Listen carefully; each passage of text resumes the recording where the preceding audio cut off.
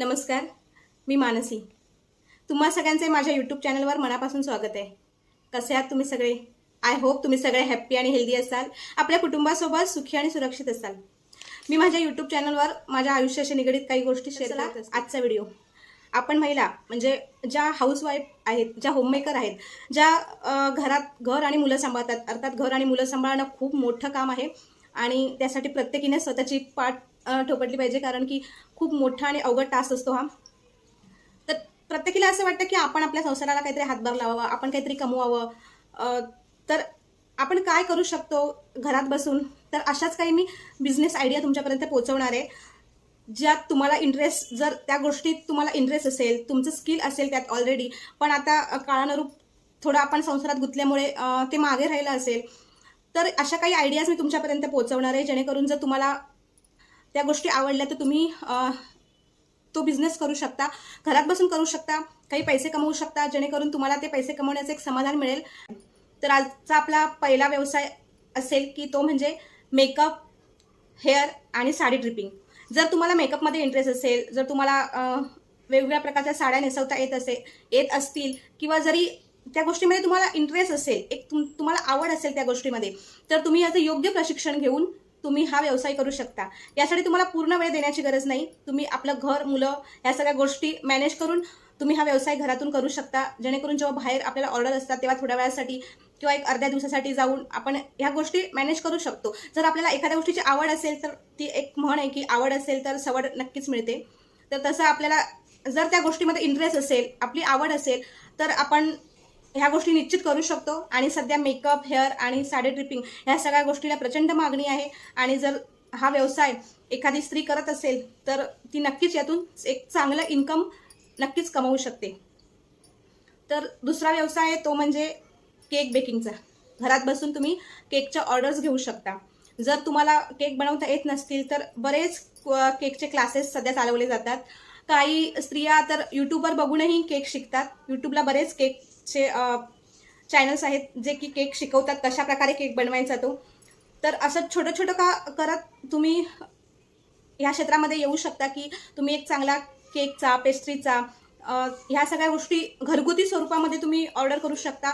मागच्या लॉकडाऊनमध्ये बऱ्याच स्त्रियांनी हा व्यवसाय सक्सेसफुली चालवून दाखवला आहे आणि त्या शिकल्या आणि त्यांनी हे खूप छान प्रकारे ह्या सगळ्या गोष्टी हँडल केल्या. आणि त्यावेळेला सगळे शॉप वगैरे बंद होते, तर घरातून खूप प्रचंड मागणी होती ह्या केकला.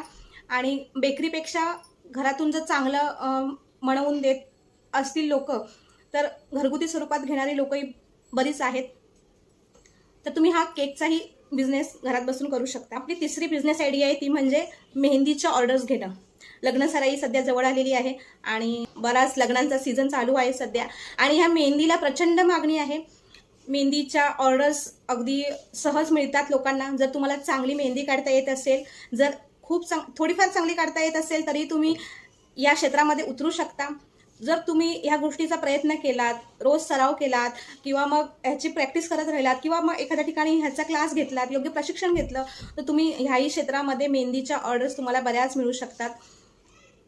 बऱ्याच ठिकाणी मेहंदी काढणारे लोक सहसा मिळतही नाही. मी तर असे किती पुरुष बघितले आहेत जे ह्या मेहंदी काढण्याच्या ह्या सगळ्या गोष्टीतून बरेच पैसे कमवतात. आमच्या घरातील एका रिलेटिव्हच्या लग्नाला आम्ही जेंट्सला बोलवलेलं मेहंदी काढायला, कारण तेव्हा लेडीज मिळत नव्हती. आणि भरपूर म्हणजे आम्ही विचारलं तर एक दोन लोकांनी खूप पैसे सांगितले, जेवढं की आमचं बजेट नव्हतं एवढे पैसे देण्याचं. आणि खरंच खूप जास्त अमाऊंट सांगितलेली. तर आम्ही दुसऱ्या ठिकाणी एका विचारणा केली, तर तिथे आम्हाला एक जेंट्स मिळाला. त्याने खूप चांगली छान अशी मेहंदी काढली आणि अगदी योग्य भावात काढली.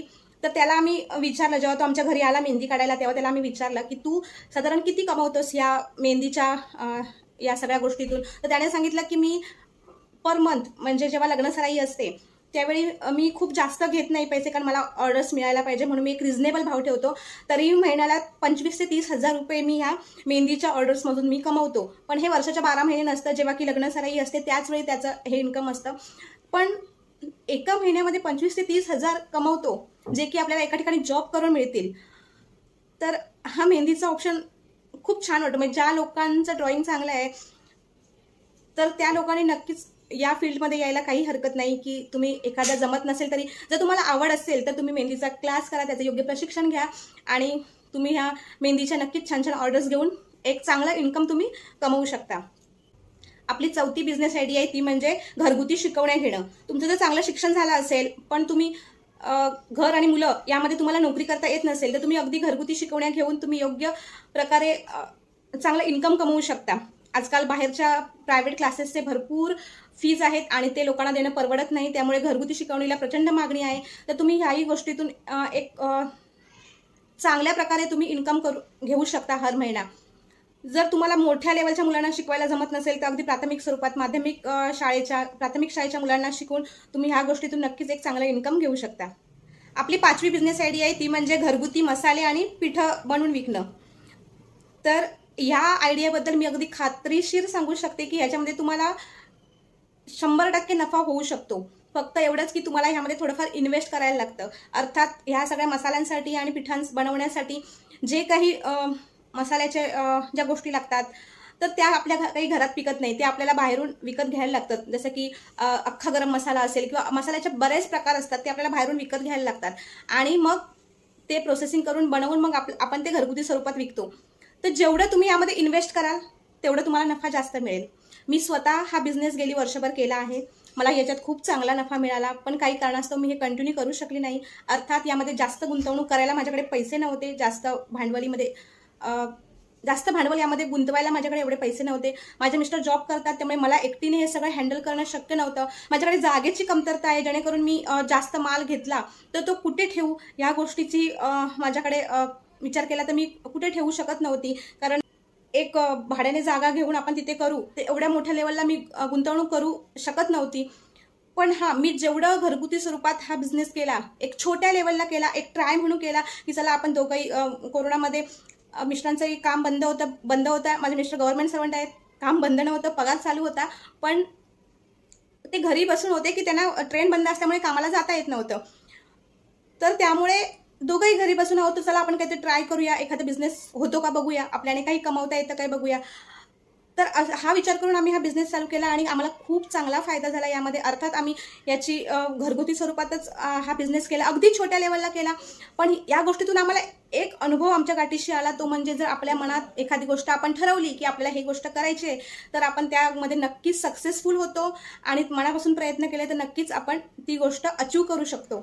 तर हाही खूप उत्तम असा बिझनेस आहे की घरात जर तुम्हाला कोणी मदत करायला असेल, अजून 1-2 माणसं, आणि जर तुमच्याकडे थोडेफार पैसे असतील जे तुम्ही त्याच्यात गुंतवू शकत असाल आणि तुमच्याकडे थोडी मेहनत करण्याची तयारी असेल की ह्या सगळ्या गोष्टी मी सगळ्या बनवू शकतो, अर्थात खूप हार्डवर्क लागते या सगळ्या गोष्टी करायला, तर नक्कीच यामध्येही तुम्ही खूप छान प्रकारे इन्कम घेऊ शकता. तर आजच्या या सगळ्या बिझनेस आयडियाज मी ज्या शेअर केल्या आहेत तर तुम्हाला कशा वाटतात ते मला नक्कीच कमेंट करून सांगा. तुम्हाला ह्या जर आवडल्या तर तुम्ही तुमच्या आयुष्यातही असं काहीतरी ट्राय करून बघा. ट्राय करायला काय हरकत आहे ना, काय जात आहे आपलं थोडंफार. जर आपल्याला एखाद्या गोष्टीतून जर 4 पैसे चांगले मिळत असतील तर काय हरकत आहे करायला. काही लोक ना विचार करूनच मागे सरतात की अरे मी सक्सेसफुल नाही झाली तर मग कसं होईल, कोण मला हसेल, कोण मला बोलेल, काय करेल. अरे हसायला आणि बोलायला खूप लोक आहेत, पण जेव्हा तुम्ही सक्सेसफुल होतात तेव्हा तेच हसणारी लोक तुमच्या तोंडावर का होईना पण छान गोड कौतुकाचे शब्द बोलतात. तेव्हा बघा, नक्कीच तुम्हाला जर आवडलं तर नक्कीच तुम्ही ट्राय करा. आणि मला तर असं वाटतं की प्रत्येक स्त्रीने छोटं मोठं का असेना पण कमवत असलं पाहिजे, काहीतरी काम केलं पाहिजे.